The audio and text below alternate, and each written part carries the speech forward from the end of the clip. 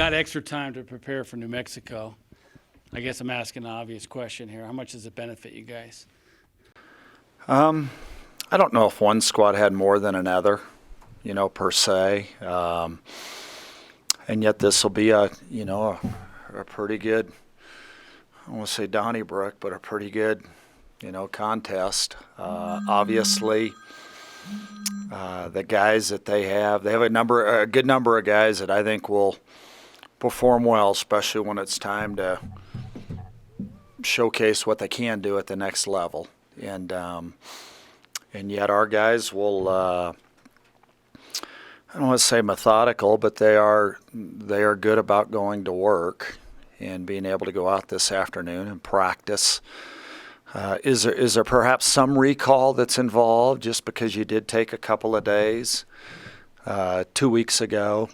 Perhaps, yet at the same time, you include the most recent contests that they played the other night. I mean, it adds to the preparation that has to be done.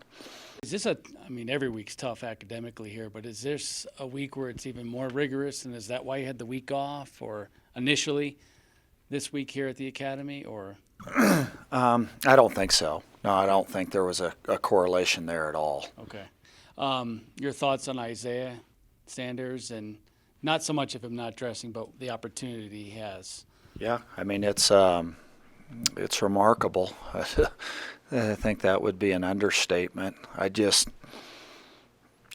absolutely cannot imagine how you can do that well here academically. And is that a confession? Maybe it is.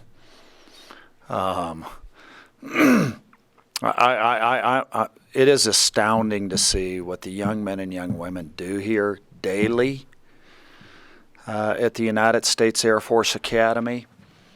And then you start to include that they're gonna, they're gonna play basketball, they're gonna play baseball, or they're gonna be involved in football. And it's, I think to say that it's impressive would. Did you convey that to him, like how in the world have you done so well, considering that you've gone? I tease him a little bit. I do want to know how somebody can earn some of those marks. Now I'm going to help him a little bit. If we don't send a motion the way you want the motion sent, we're going to help him a little bit. So Jake Shostak the other night with 3 sacks. So I want to ask you, who's the player that maybe the general fan hasn't heard of that's going to step up and have 5 sacks? Because it seems like every week you have a new guy that's thrust into a starting job because of injury or something else, and they just go out there and perform, I guess. What does that say about the depth of this football team? Well, who was it the previous week where that was the case? I have it back in my notes at home. Okay. I'm just saying, it seems like a new week. You have somebody. Who was it the week before then? I'm asking you. Oh, you're asking me. Okay. No, I tell you, it was. It's neat to see for a guy that's really, really been involved in our program. Did not play, rarely played the first 2 years he was here, and went through some challenges here at the United States Air Force Academy, which that is not uncommon for that to occur. And yet, to find a niche, to find a role where you're able to contribute, just really, the depth of his soul to persevere, and it helps to have an excellent coach and Coach Brian Knorr, in addition to Andre Morris, those 2 guys. And the way just day in, day out, it's hard to know sometimes maybe when I realize the blossoms, they're going to bloom sometime between, depending where you reside, between April 12th and April 18th. And, yet for a football player, there's no forecast, where you're able to make that kind of prediction. And so for a guy to continue to work so diligently, to have such focus, to know that there may be a time where it does click, and it happens in later in their senior year, it's neat for the young man. And looking back at previous matchups in Albuquerque, is there a trend you notice? Is it the teams that Bob Davie has had that have given you guys some fits down there? Is it the atmosphere? Is there any correlation from one year to the next when you guys go down to Albuquerque? Well, when you say some fits, are you talking that have we played the run well there, or I mean, Well, I or just have we mean have we wins given and up any? losses wise down in Albuquerque? Have we given up any points down there? Have we turned the ball over down there? Have we given up any sacks down there? I mean, have any of those occurred when you say fits? Well, I'm just saying that when you go down to Albuquerque recently, you guys haven't won games in Albuquerque, and I just wonder if there's a correlation with the teams that Bob Davie has down there, the atmosphere, anything like that, that makes it a difficult place to play. Absolutely, I would agree. I mean, they've had some really fine teams, when they've gone down there, and I think I could be wrong. In 2015, there was a team that was pretty fair in our division that went down there and had a grand total of 14 first downs. In 2013, 2015, 2017, I think they rushed for a couple of yards. It might have been more than a couple. You look, and yet this also is not 2013, 2015, 2017 either. So you kind of, does that mean automatically what occurred yesterday or last week or 4 years ago is going to happen today? I don't know if you always can invest your full paycheck in that regard. I mean, so I guess that's why we get to play. But it absolutely is a credit to the teams they've had down there, most certainly.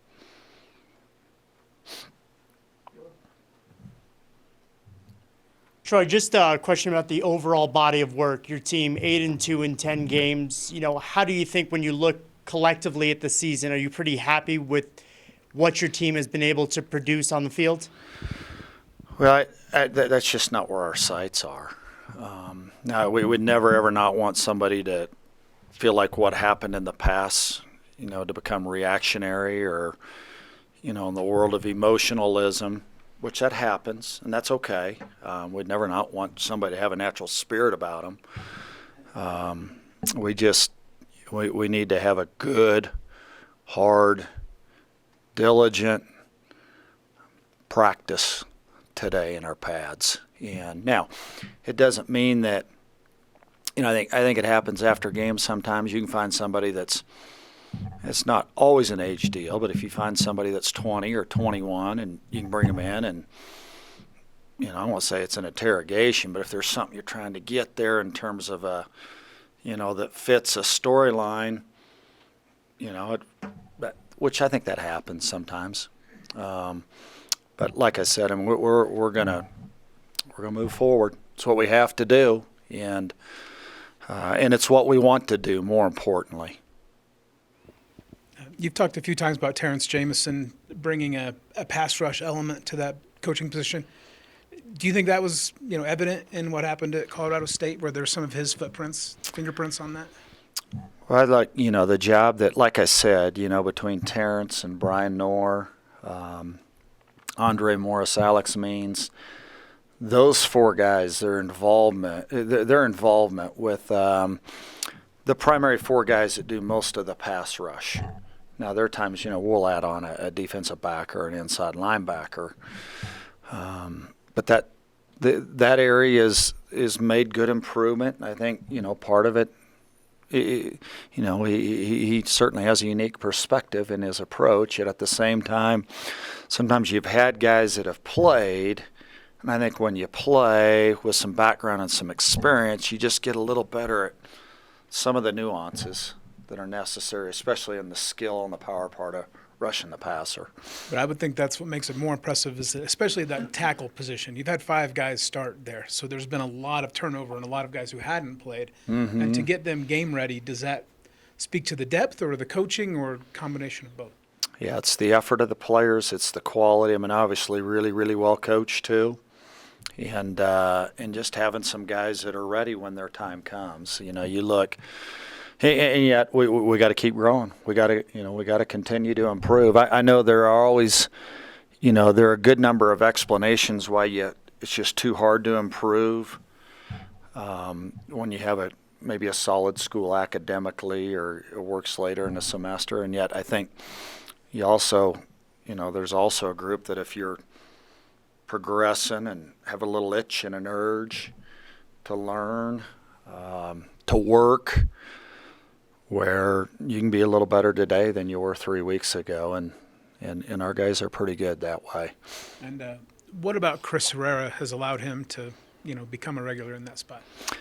He last week he played two different positions. He played both the tackle and the defensive end spot. So if he thought he was going to be able to settle in at one spot, and work behind the camera and ask questions from that point, no, he's going to have to write too. I mean,